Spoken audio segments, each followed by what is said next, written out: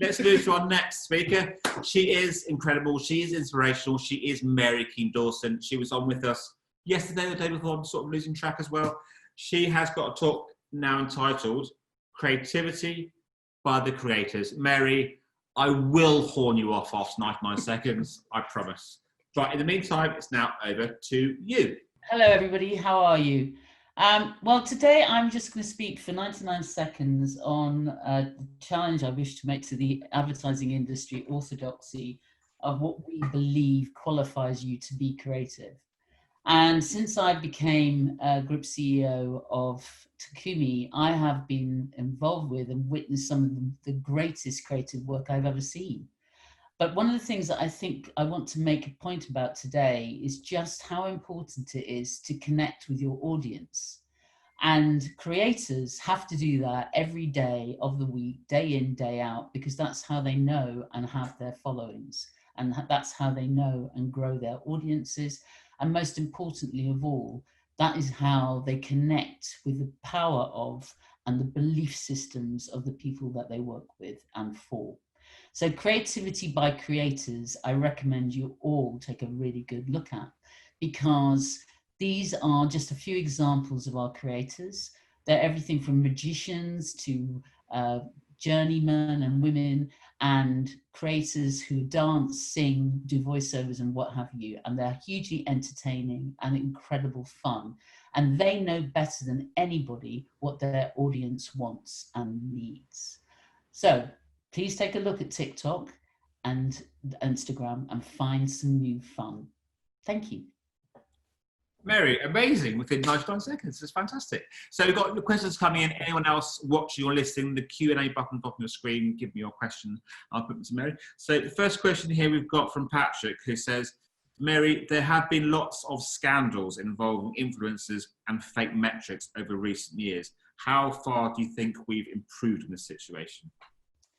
Well, I think the situation is massively improved from the perspective of all of the reputable platforms and agencies that work in this space, because we audit every influencer's audiences very rigorously, and therefore fake followers get spotted immediately, and we don't work with those guys. So, you know, and if we do find fake followers on anybody's account, we tell them to sort it out and clean it up.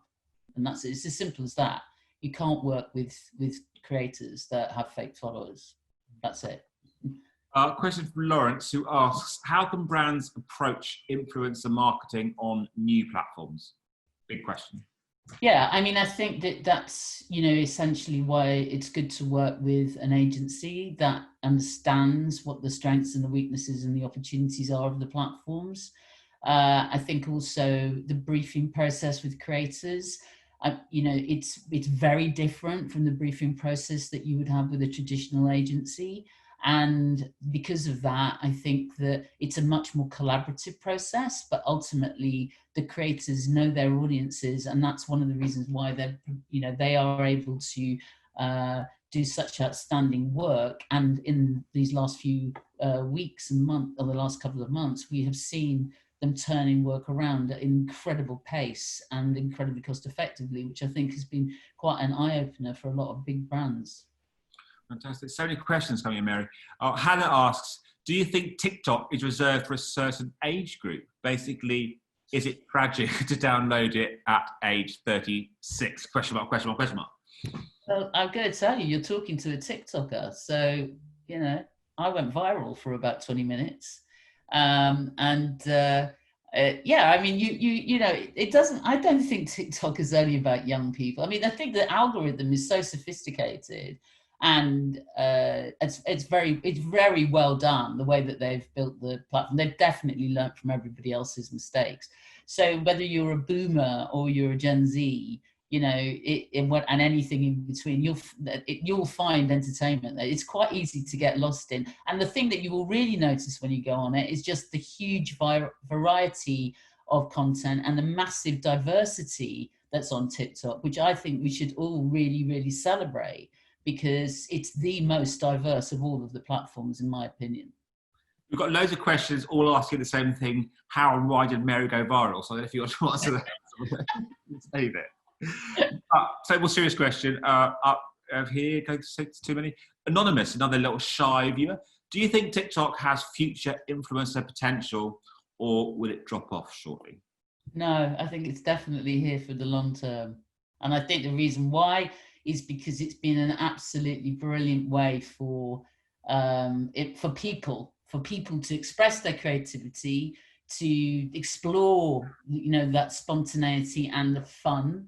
It is, classless, in my opinion.